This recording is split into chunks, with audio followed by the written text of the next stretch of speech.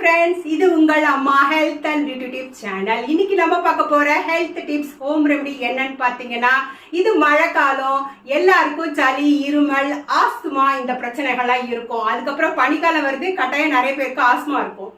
Asthma வியாதியில இருந்து விடுதலை வரணும்னா தூதுவளை கீரை இருக்குல்ல, தூதுவளை பொடி எப்படி வேணாலும் தூதுவளை கீரையை ரசம் வச்சு சாப்பிடலாம். இல்லாட்டி தூதுவளை பொடியை அரை டீஸ்பூன் எடுத்துக்கிட்டு 1 டேபிள் ஸ்பூன் தேன்ல கலந்து சாப்பிடும் பொழுது, சாப்பிட்ட பிறகு இதை சாப்பிடணும். இப்படி சாப்பிடும் பொழுது சுத்தமா wheezingல இருந்து விடுதலை பெறலாம், அதாவது பூரண விடுதலை பெறலாம். டிப்ஸ் பிடிச்சிருந்தா லைக் பண்ணுங்க, நம்ம சேனலை சப்ஸ்கிரைப் பண்ண மறக்காதீங்க.